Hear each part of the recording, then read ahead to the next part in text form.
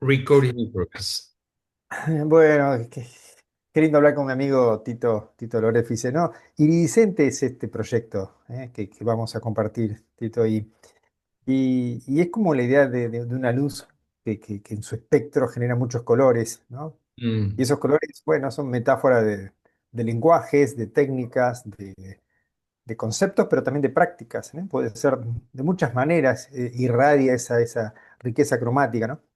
eh, Y una riqueza cromática es la amistad, así que lindo y, compartirlo, ¿no? y que yo Y agradezco esta bendición de la amistad con vos, Walter, la verdad. eh, Estos diálogos que siempre venimos teniendo sí, y que nos alimentan. bueno, y parte de eso es eso, ¿no? Digamos que la escritura a veces es un acto solitario, relativamente solitario, porque uno dialoga con todas las personas y toda la historia y todo el diálogo en el cual surgieron todos los conceptos, ¿no? Digamos, Mm, cada acto de escribir o de pensar es estar dialogando con otros.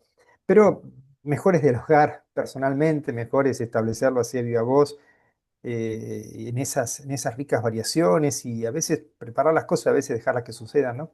claro. Pero en este caso, tal vez estaría interesante, ¿no?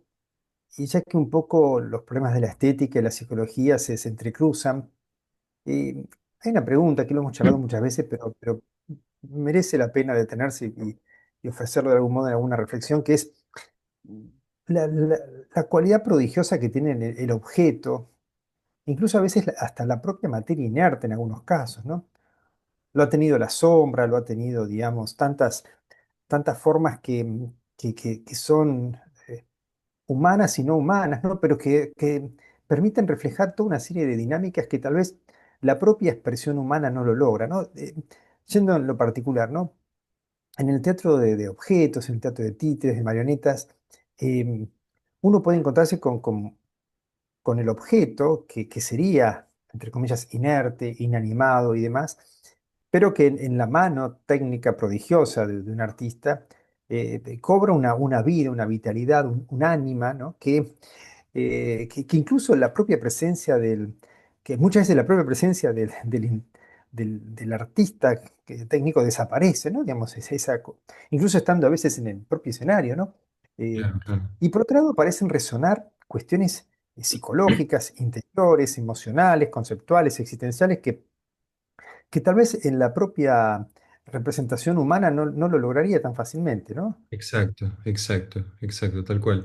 Sí, hay una proyección que uno, que uno hace sobre los objetos cuando en determinado momento esos objetos parecen, parecen descontextuarse de su forma habitual, ¿no? Es decir, Ujú. uno puede tener una botella, un vaso, un mate en escena, ¿no? O sobre la mesa, pero si de pronto eso empieza a cobrar vida, empieza a mostrar que respira, me empieza a mostrar que tiene un impulso, ¿no? Que tiene algo distinto, enseguida algo nos atrae, ¿no? De eso. Así como nos Ujú. atrae el fenómeno de cuando uno ve, por ejemplo, un enchufe de electricidad en la pared y ya ve dos cejas, una boquita, o cuando uno ve una nube y le busca formas, ¿no? Y con esta tendencia que tenemos a buscarle algo en relación a lo humano, a las formas, ¿no? A las formas estáticas, y uno ya enseguida ya le ve la cara de algo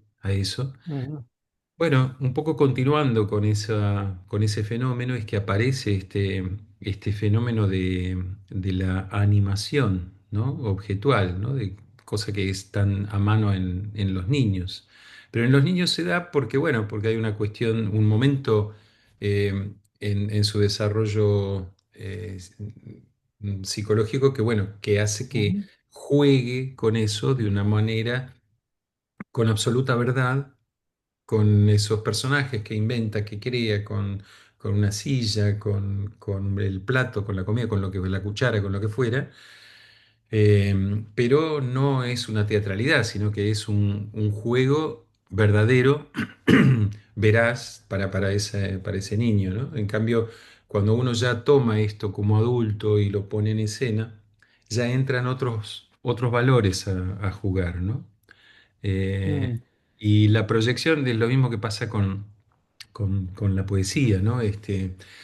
La poesía es digamos, podríamos decir que la diferencia entre la poesía y la novela, ¿no? Es que, bueno, con la novela uno tiene un desarrollo mucho más amplio, tiene todo un relato a seguir, etcétera. Y en cambio con la poesía hay una concentración metafórica profunda y, bueno, y sintética. Lo mismo pasa con el títere. El títere es al teatro lo que la poesía es a la literatura, en realidad, ¿no? Porque el títere concentra en sí mismo esa metáfora, corporiza una metáfora. Entonces, una metáfora que uno la tiene, digamos, abstracta, de un modo abstracto, corporizado, ya en sí mismo es un acto de absoluta atractivo y potencia, ¿no? Ujú. Para aquel que lo está Qué expectando. importante esto, Tito, qué linda analogía esta, y además profunda y para analizar, ¿no?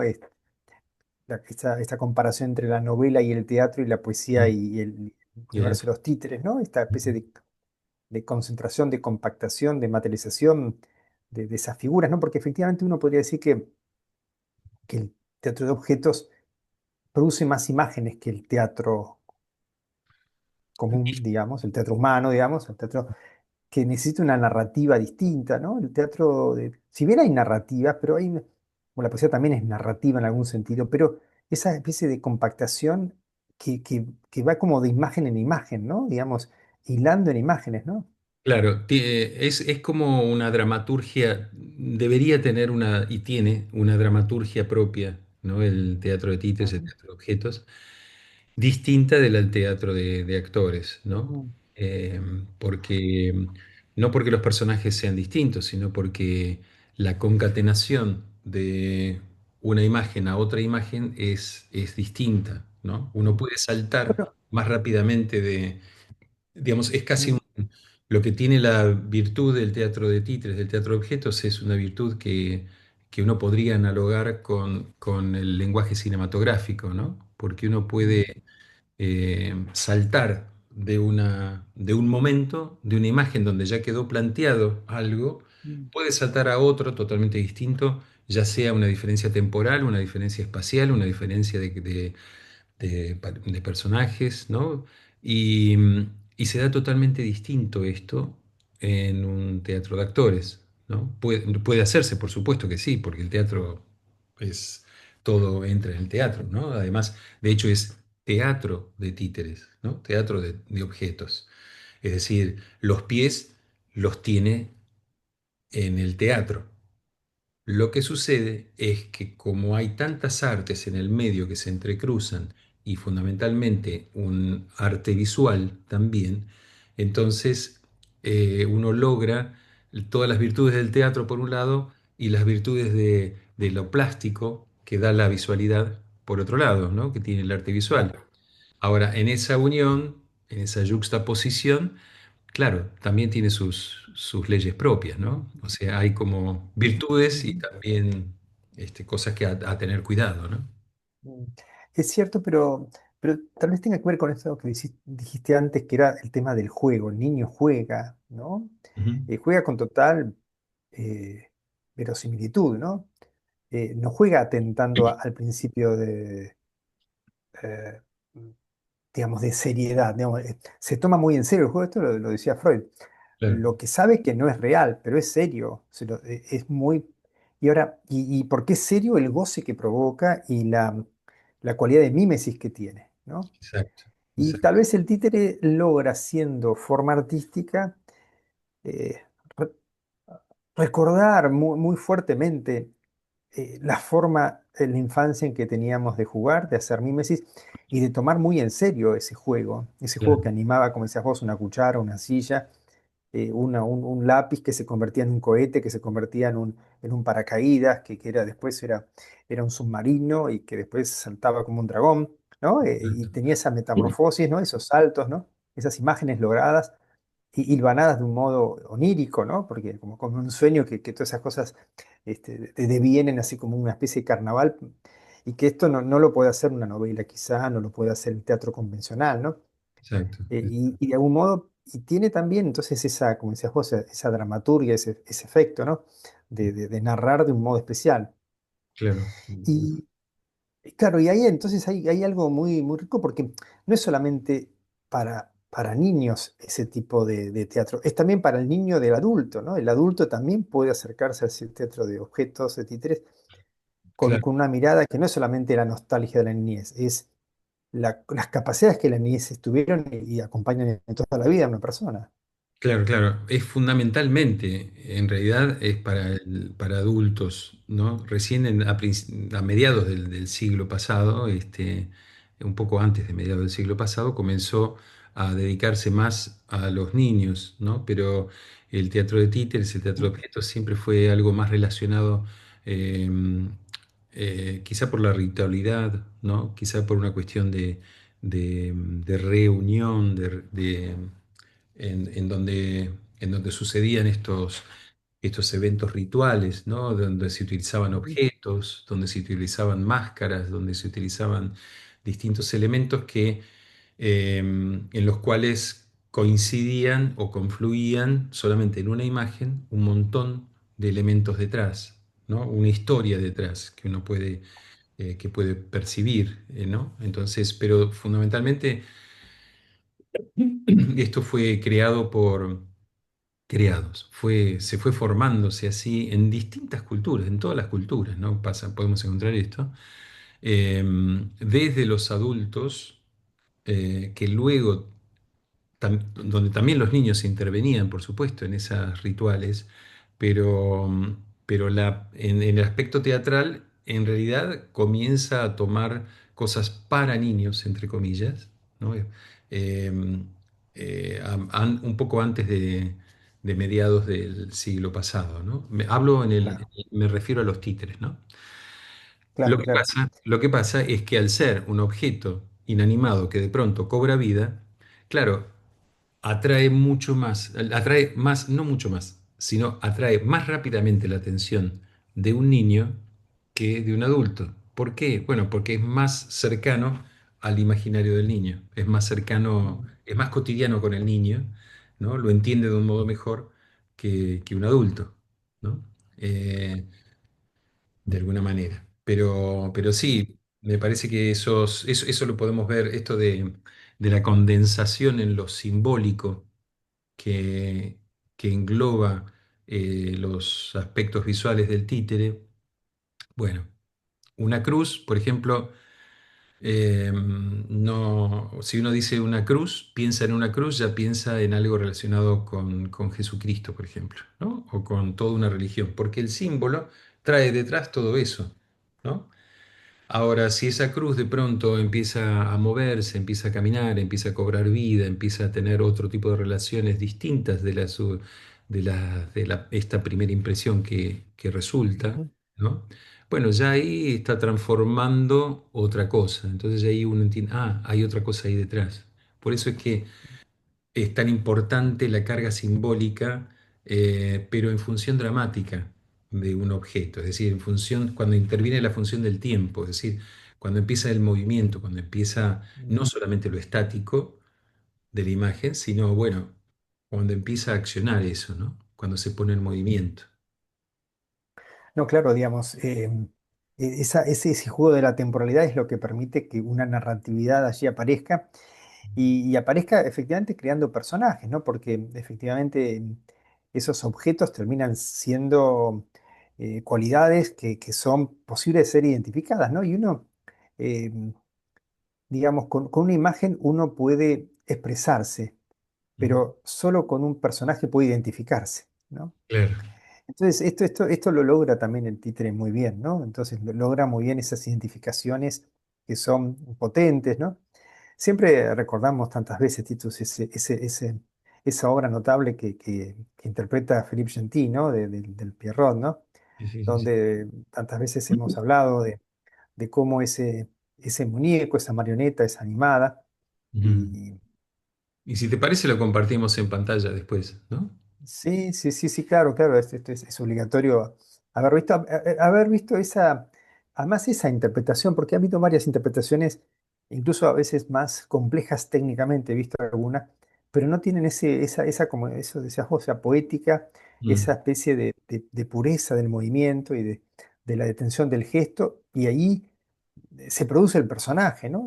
Y con todas las tensiones, y además con esta cosa tan ambigua de encontrar el personaje del muñeco mucho más cercano a las peripecias humanas y ver al propio Philippe Gentil, que se convierte también en algún momento en personaje, ujú, que uno no lo ve humanizado, ¿no? Al propio Philippe Gentil lo ve como una figura, como si fuera una especie de demiurgo o de figura sobrehumana, una especie de divinidad que está como cuidando, consolando y animándolo, en el claro. doble sentido de la palabra, animarlo, le da vida y además lo anima ante un cierto momento donde el muñeco empieza a darse cuenta que es solo un muñeco, ¿no? Claro, claro, claro. Y es muy interesante lo que decís en relación a esto, lo que dijiste antes respecto de la identidad, ¿no?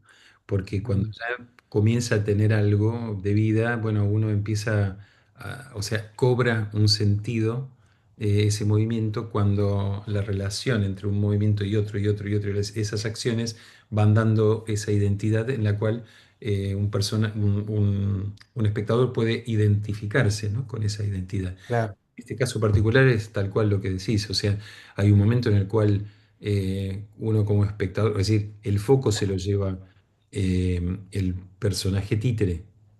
En realidad, el primer foco, en mi opinión, se lo lleva la sumatoria del intérprete titiritero más el títere. Ese es el primer foco. Lo que pasa es que en una segunda instancia le empiezan a pasar cosas a ese personaje títere. Entonces se lleva el foco totalmente allí y uno está tan bien hecho eso que uno se olvida del intérprete, uno se olvida del titiritero. Entonces es como del plano que tenemos, como que uno quita directamente un integrante de ese plano, que es justamente el que le da vida, ¿no? Pero como que claro. lo quita porque No, claro, le creo da, que ahí, le da no, credibilidad efectivamente, a ese títere, ¿no? correcto, sí, sí, creo que efectivamente pasa eso, ¿no? Que hay una cuestión escénica donde efectivamente se ve a, a Philippe Gentil, ¿no? Y acercarse al muñeco y despertarlo y moverlo, pero en un momento la escena se reduce a una dramaturgia que solo le compete al muñeco, ¿no?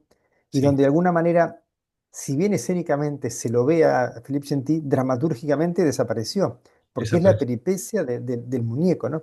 Lo interesante es que en un momento la dramaturgia, es decir, lo que le está pasando al muñeco y sus acciones, lo incluyen a él, ¿no? En un momento Claro. cuando cruza la pierna, bueno, donde ver el video, ¿no? Mm, Y de sí, algún modo el propio muñeco dice, vos no sos la escena, vos sos la historia también, ¿no? claro. ¿Y qué personaje que sos acá? Digamos que, ¿cómo que hay otro acá dando vueltas y que no es un otro cualquiera con quien interactúo, sino El que me da vida, el que me mueve.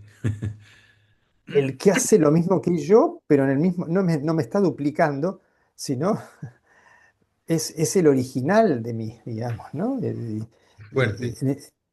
Es muy fuerte eso, ¿no? Muy fuerte, ¿no? Sí, Digamos, tiene toda una riqueza así, digamos, de la maquinaria escénica, pero sí, todo, como decías vos, muy compacto, ¿no? Porque no es que esto está desarrollado con sí. muchísimos signos escénicos, ¿no? Digamos, son muy poquitos, ¿no? Muy pocos, muy pocos. Y quiero puntualizar, ya que pusiste este ejemplo del Pierrot de Philippe Gentil, quiero puntualizar en algo que es muy interesante. Uno no se da cuenta, como espectador de títeres, de marioneta de hilos, en general uno no se da cuenta de los hilos, o prefiere no darse cuenta de los hilos, ¿no? Elige. Mm. Hay como un filtro que elige no darse cuenta de los hilos. En este caso particular, Gentil lo que hace es utilizar hilos blancos para señalar más aún el nexo, el vínculo, ¿no? Para señalar más aún que esa marioneta es una marioneta que está siendo manipulada, ¿no? Que está siendo movida por este otro personaje, ¿no? Eh, Bueno, alguna vez he pensado que son tres los personajes, ¿no? Que es el Pierrot, Philip Gentil, y las cuerdas Claro, son también, ¿no? el otro Las personaje que es el juntas, ¿no? vínculo entre los dos. ¿No? Sí, sí, sí, que de algún modo tienen como su entidad, ¿no? Esa entidad que es la de generar ese lazo entre esos dos mundos, ¿no?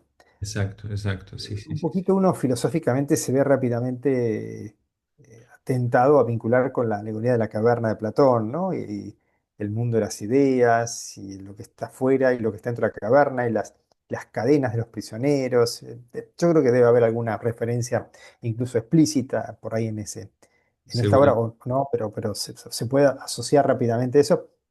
Eh, sí, sí, sí.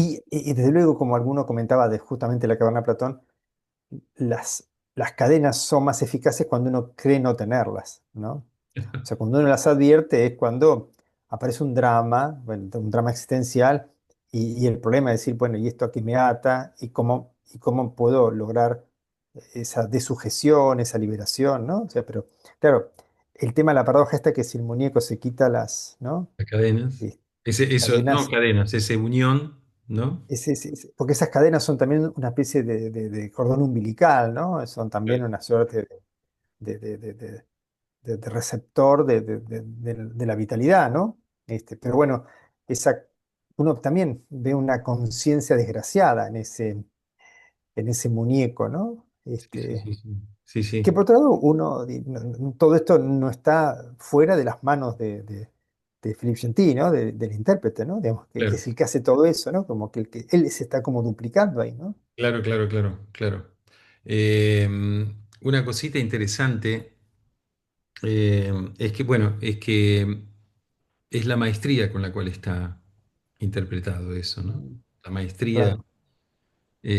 no solo como Pero, cantor, sino como, bueno, como intérprete. claro, una maestría que logra invisibilizarse, esto es muy importante, ¿no? Porque cuando uno, ¿no? Es Sí, como pasa con un músico o con uno de los magos que son muy técnicamente muy perfectos, que uno ve la técnica, sí, pero el efecto no aparece tanto, ¿no? O sea, uno ve el prodigio técnico y el truco y la ilusión no aparece, igual que a veces en un músico muy prodigioso que uno ve su atletismo en un piano, una guitarra, pero esa posibilidad de que viaje la música y se olvide del músico, que a veces tiene que pasar, eso tiene que pasar.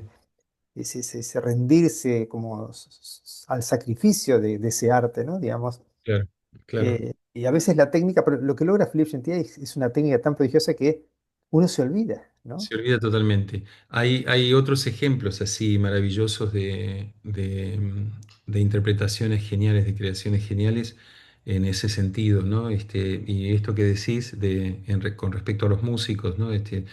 Me hace acordar a un trabajo de Inés Pasic. Inés Pasic Mm. es una artista en Bosnia y Herzegovina, una muy amiga mía que vive ahora en Perú, que, bueno, hizo pareja con Hugo y crearon esta compañía que se llamó Hugo e Inés. Maravillosa, es una compañía increíble eh, de teatro corporal, por decirlo de alguna manera.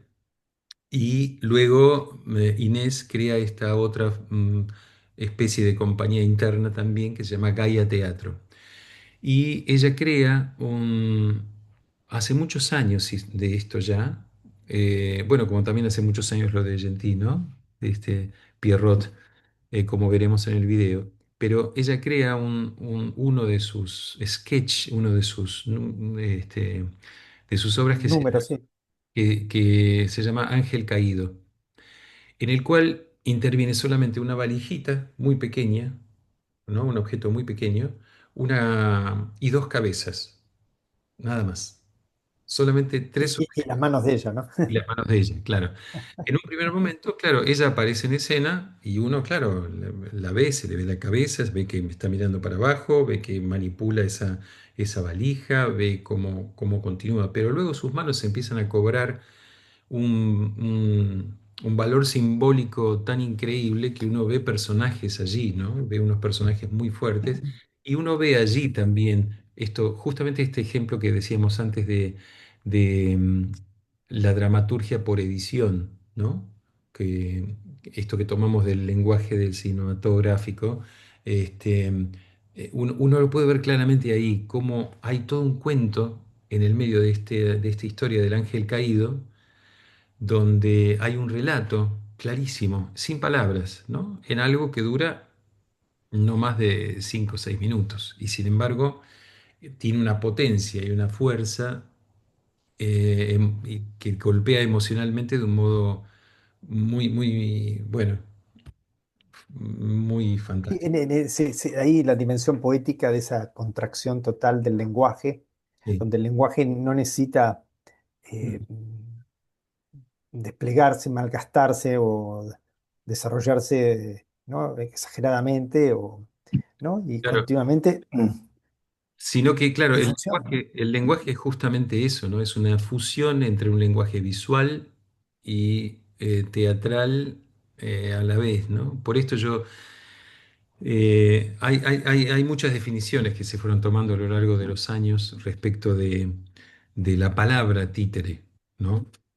Ujú. Y bueno, por los años 90 algo así, se había llegado a una definición que decía que títere era todo objeto movido en función dramática, ¿no? Ese había sido como una especie de definición en su momento. Yo creo que, digamos, viendo cómo fue desarrollándose el arte del títere, ¿no? Desde aquellos momentos, yo me inclino más a pensar que el títere es un lenguaje, es una forma que utiliza objetos antropomórficos, no antropomórficos, eh, elementos que uno puede visibilizarlos en escena como la cocina de cómo se maneja algo, otros elementos que uno puede ver o no ver al intérprete en el medio, pero que fundamentalmente es un lenguaje y que puede ser un lenguaje mudo, así como en estos dos ejemplos que hemos dado, o que puede ser un lenguaje con una interpretación verbal magistral, por ejemplo, como la que podríamos decir con Neville Tranter, ¿no? Por ejemplo, por poner como un ejemplo de un excelso titiritero Claro. o Sí. otro genio, ¿no?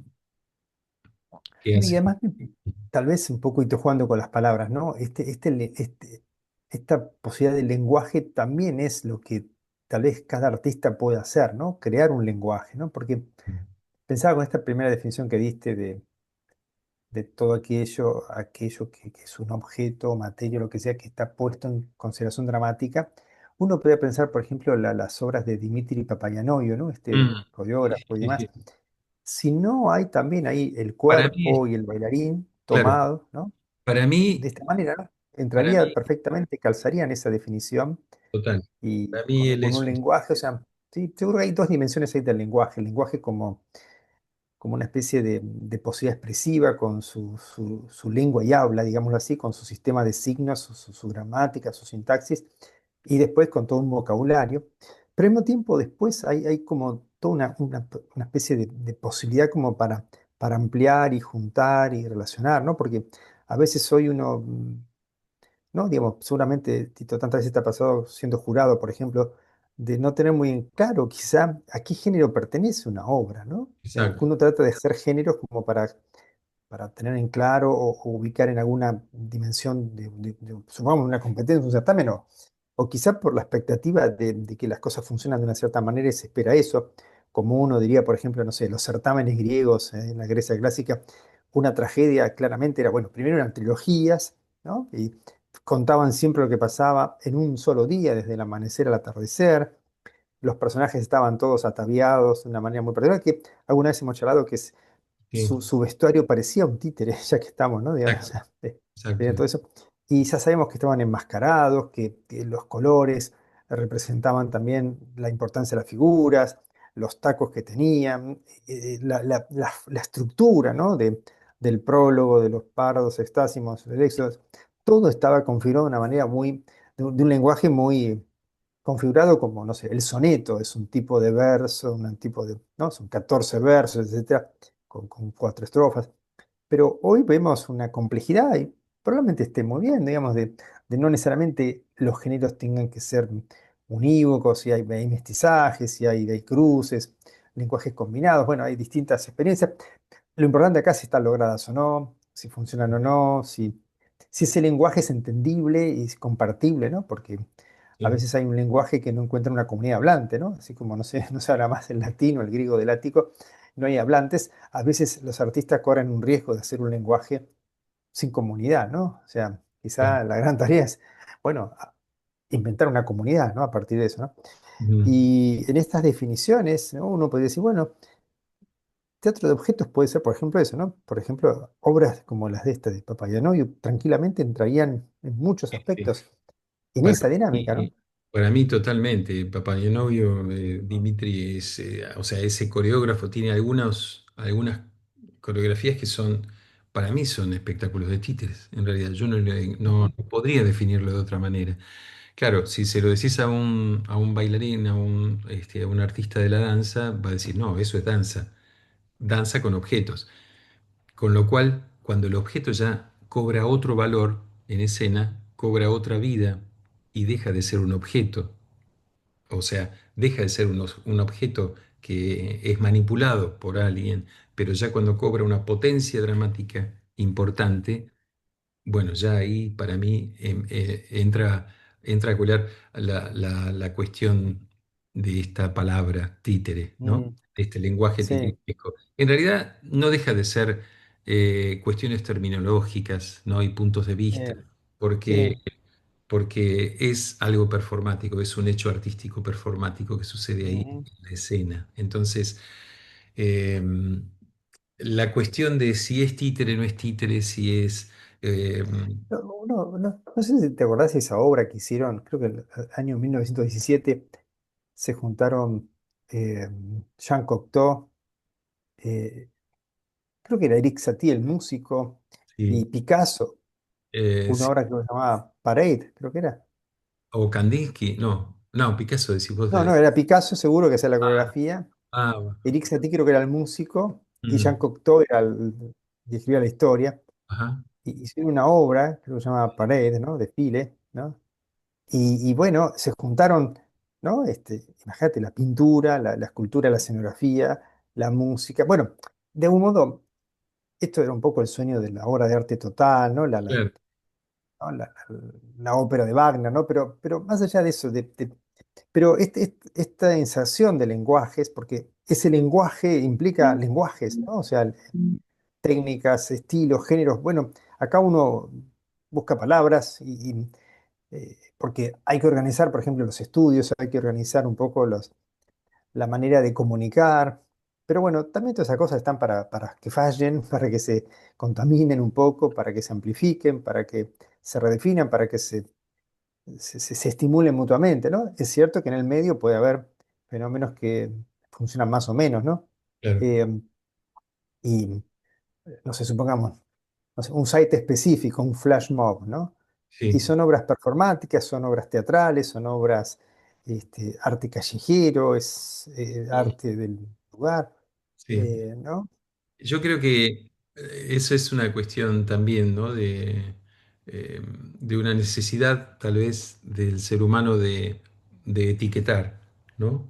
De ponerle títulos a alguna cosa y cuando algo eh, es más un minestrón, ¿no? Que es un conjunto o una especie de tutti frutti, ¿no? Una especie de muchos ingredientes juntos que crean un nuevo sabor, ¿no? Uno tal vez, cada quien, no sé, el artista plástico dirá, no, no, no, eso es arte visual, el de la danza dirá, no, no, no, eso es danza, el Claro. teatrista dirá, no, es actuación. Pero bueno, lo importante es que es una expresión en conjunto total, ¿no? Como por ejemplo esto que estás diciendo del flash mob, ¿no? Porque en el flash mob también hay otra cuestión que tiene que ver con que los transeúntes que están en el medio, por ejemplo, de una estación de tren donde se sucede eso, eh, y de golpe comienzan con sus teléfonos a grabar esta situación, o empiezan también a implicarse de alguna manera.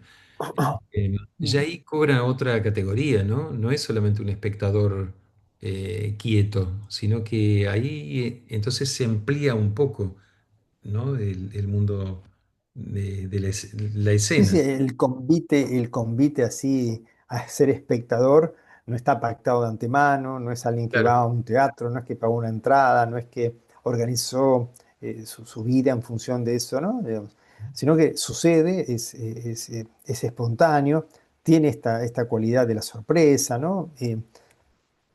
Si el arte puede irrumpir allí, el arte o estas expresiones, y Mm, funcionar, ¿no? Es interesante cómo eso se cuela un poco en la vida cotidiana y si es posible lograr eso, ¿no? En un espacio público, no convencional, sí, no establecido así simbólicamente para que sea un lugar de creación, se convierta en una escena, ¿no? Digamos, cuando hay algo que merece ser visto y alguien se ubica en ese lugar, ¿no? exacto. Claro, desde luego, hoy ser visto es ser grabado, ¿no? Hoy ser visto es convertido ¿no? Sí, sí, sí, sí. Esto por ahí merecería otro tipo de reflexiones también, pero bueno, pero por Y lo pronto efectivamente, ¿no? Esa sorpresa de que el arte no es un lugar a llegar, es un lugar que viene a irrumpir, que no es solo un espectáculo al cual llegás, sino que también te es humano de interfiere, alguna ¿no? manera, claro, claro. Sí, sí, sí, sí, y además te convierte imprevistamente en un espectador o Como bueno, un como decías vos, tal vez un claro, copartícipe, ¿no? De esa, ¿no? De claro. esa obra, ¿no? Eh, Esto también es como que trae, perdón, esto traería aparejado como otro capítulo de nuestras charlas sobre sí, lo que es la contemporaneidad, ¿no? Cómo la inteligencia sí. artificial interviene, cómo fue este proceso Sí, hasta acá, es decir, hacia dónde vamos, ¿no? Con este tema. eso ameritaría tal vez un capítulo Sí, aparte en particular, si te parece, ¿no? Una charla en particular. Pero sí por ahí un detallecito, esto que creo que alguna vez lo charlamos, de bueno, la irrupción de la tecnología, digamos, claro. por ejemplo, los mappings, supongamos, ¿no? Ujú, Era como primero una irrupción transgresora, vanguardista, supongamos, de incorporar eso y que era teatro, era video, era una instalación, ¿no? Tenía esta ujú, cuestión de interrogar un poco el género y aplicar algo. Después eh, se hizo porque realmente era más barato. A veces poner una pantalla atrás y un mapping era más barato que ujú, montar toda una estructura, ¿no? claro. Tuvo un valor hasta casi, digamos, una cuestión, una decisión económica, ¿no? Digamos, En no algunos solamente casos, sí, claro, en en algunos algunos casos. casos, ¿no? Por lo menos. Y después, hoy, bueno, realmente después habrá que justificar realmente por qué interviene eso, ¿no? Y de Claro, qué manera eso cobra no solamente una irrupción de vanguardia, sino realmente qué necesidad por la dramaturgia, por la estética tiene que ver, ¿no? claro, claro, claro. Eso es medio me parece que es inevitable un poquito que suceda esa cosa, ¿no? Sí, sí, sí. Yo creo que también ahí hay una cuestión de modas, ¿no? Cuando se impone Mm, algo nuevo y bueno, hay todo un tiempito en el cual hasta que eso se asiente, ¿no? mm, Pasan como distintas modas, ¿no? Y también pasó con el títere en su momento, ¿no? El títere muchas veces sin preguntarse por qué, porque era algo para chicos o por lo que fuera, muchas veces aparecía un títere sin que fuera un titiritero quien lo manipulaba o lo interpretaba y sin que hubiera un porqué, ¿no? Una razón de por qué ese personaje es títere y no es un actor, ¿no? Me parece que esto es fundamental, ¿no? Preguntarse por qué utilizo este objeto en lugar de este otro y por qué objetualizo un personaje. ¿Qué es lo que hace la dramaturgia de esta obra para que yo necesite objetualizar un personaje, ujú. eh, actor o actuar un personaje que fue pensado para ser títere, ¿no? Por ejemplo, voy a poner un ejemplo Claro. totalmente lejano ante esto. La ópera china, o la ópera de Beijing, por ejemplo, en su variante, ¿no? Musical distinta, pero muy Mm, similar. La ópera de Beijing, eh, las actuaciones de los intérpretes emulaban las actuaciones de los títeres. mm, Sucede que los títeres que se usaron en un primer momento eran títeres muy pequeños y era para funciones que se hacían digamos, en los palacios, ¿no? Donde vivía el emperador. Cuando en una dinastía deciden abrir esto a que participe mayor cantidad de gente, bueno, entonces se fue ampliando esto. Entonces el títere pasó a ser de un putaishí, que se llama así, el títere de guante más pequeño, pasó a ser varilla para que se viera la gente del fondo. Y de allí pasa a ser la actuación. Pero si vos te fijás, los movimientos de cada carácter, ¿no? De cada personaje, son de una posición estática hacia la otra, ¿no? Y son como muy claramente definidos en esa manera. Entonces, sea por tradición o sea por contemporaneidad, es fundamental tener una claridad en el por qué a uno se le ocurre poner esto en lugar de esto otro, ¿no? Ujú. Sí, Es lo mismo que un la devoción fotógrafo, puede ser. claro, Sí, sí. lo mismo que un fotógrafo cuando decide, bueno, ¿por qué enfoco esto y por qué dejo esto aparte? Y yo solo quiero que parezca esto, ¿no? Mm. Sí, sí. A veces cuestiones así como meramente la visibilidad, la distancia, tuvo que cambiar los tamaños. Después, esto fue una decisión estética, una Claro, decisión dramatúrgica, ¿no? claro. Una incorporación en el lenguaje, no solamente, digamos, una operativa técnica, ¿no? En un momento el cambio de tamaños fue una cuestión técnica para la visualización y Ujú. seguramente implicó técnicamente una manipulación distinta, Sí, pero de algún modo, tal vez en ese momento se pensaban que eran los mismos personajes y pasaba lo mismo y tenía que pasar lo mismo, ¿no?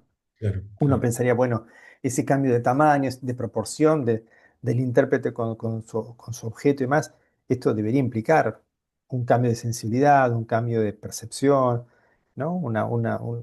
Un efecto, es como cambiar la palabra, parece un sinónimo, pero no es sinónimo, ¿no? Esas palabras siempre tienen Claro, su colorcito distinto, su connotación, ¿no?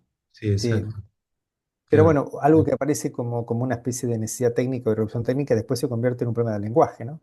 exacto, exacto. se, Sí, fue- sí, se- se convierte en algo que... Bueno, ujú, cuántas cosas para charlar, Tito, pero sí, sí, sí, es interesante dejar un poquito abierto esto. Primero, esto de, como a veces decimos, de trabajar sobre casos, sobre situaciones o sobre eh, algunos que son más paradigmáticos, ¿no? Digamos, claro. hablar de esto de Philippe Gentil o de Papayanoyu Ujú, o de Leon Kentridge, no sé, son figuras que hoy claro. día ahí hay un núcleo que hay que explorar y que ha dado muchos márgenes para pensar, ¿no? Ujú, Eh, y además, bueno, cruzar estos temas que son un poquito de historia del arte, de historia del teatro en este caso, pero también cuestiones que son en general de la estética, digamos, problemas de por qué la imitación provoca todas estas cosas, ¿no? mm, ¿Por qué algunas cosas que imitamos no pasa así, pero estas imitaciones, estas cosas que suceden ahí en una escena tienen el valor prodigioso de evocar, producir, ¿no? Todo tipo de resonancias, ¿no? sí, sí, Eh, con ¿No? todo. Y Sí, admitimos que es falso, ¿no? Admitimos que todo eso, ¿no? Hay un pacto muy particular que sabemos que todo eso no es verdad, que ese señor disfrazado, vestido de Romeo, que le jura como personaje amar a Julieta, esas dos personas no padecen eso, ¿no? ujú. Pero Pero los personajes sí lo tienen que sentir, ¿no? claro, aunque sepamos que nos están mintiendo de alguna manera, entre comillas, Mm. la palabra mentir, pedimos que nos mientan bien, ¿no? Sí, sí, sí, sí, sí. Que ese niño cuando juega con el padre y el padre le patea y le tira despacito de la pelota para que el nene la ataje, o cuando al revés el padre ataja y el niño le tira la pelota, jugando los penales, digámoslo así, el padre Ujú. se tira para el otro lado y deja que la pelota. Y ya, claro, la segunda, tercera vez el nene le dice al papá, jugá en serio, ¿no? O Claro, sea, hermoso digamos, el ejemplo. juego tiene que tener, digamos, ¿no? Esa cualidad que habita una verdad escénica, ¿no? Y una verdad subjetiva, una verdad psicológica, ¿no? Para ese niño, y que no... Desde luego, hay que saber jugar, ¿no? Como decíamos, nos tienen que mentir bien, digamos, o sea, Claro, una desazón a la salida de una obra de teatro, supongamos, o una película, lo que sea, es la verdad que decir que las actuaciones fueron flojas, es decir, que no encarnaron bien ese personaje, no interpretaron, ¿no? Nos han de algún modo mentido mal, ¿no? exacto. Eh, Claro, si y me eso vas a es mentir, mentime bien, sería. exacto. Bueno, el arte tiene. esta condición de ser el único lugar donde la mentira tiene un valor de verdad, ¿no? Y la aceptamos y la esperamos, ¿no? En otros órdenes de la vida, en el orden moral, político, económico, digamos, la mentira es una estafa o es una farsa, ¿no? Exacto. Pero ahí es una necesidad. Y bueno, justamente porque tal vez tenga la cualidad psicológica de elaborar cosas, ¿no? Ujú. De elaborar, de producir una catarsis y de tramitar esas cosas que son oscuras, que son difíciles de procesar en la vida, ¿no? Borges decía que en general, si bien en el arte hay mucho amor y mucha felicidad, en general las obras de arte, la poesía, el teatro narra historias trágicas o historias dramáticas o historias del padecimiento humano, porque bueno, el arte está para procesar el padecimiento humano. La felicidad mejor vivirla, ¿no? Claro, Mejor, ¿no? Más claro, que claro, interpretarla, sí. vivirla, ¿no? Ujú. Pero eso que es un poco un interrogante, hay que convertirlo en materia prima, digamos, de la creación artística, ¿no? Exacto, exacto, tal cual. Bueno, qué lindo esta Ujú. charla. Vamos a tener otros episodios para Sí, seguir nutriendo y expandiendo esta idea, esta plataforma iridiscente. genial, genial, genial, Bueno, Walter.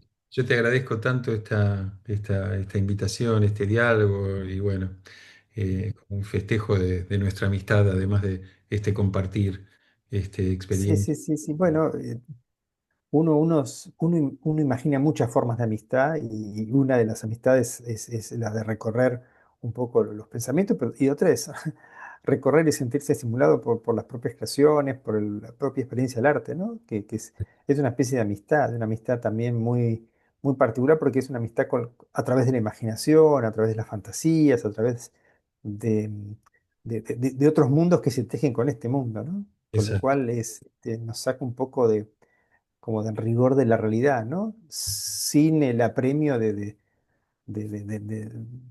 estar, digamos, contrariando el principio de realidad de las cosas, ¿no? Pudiendo sostener al mismo tiempo el principio de realidad que nos vincula con cierta cordura con las cosas, tener esta pequeña anamorfosis, meterse un poquito en el medio del mundo de otra manera, ¿no? Y bueno, la amistad es eso también, una especie de meterse en el medio de las exigencias cotidianas, generando otro tipo de encuentros, ¿no? tal cual, tal cual. Bueno, Walter, bueno, muchas gracias. Bueno, Titus, gracias, ¿eh? Y Bueno, la seguimos en la seguimos. un próximo episodio. Dale, dale, gracias.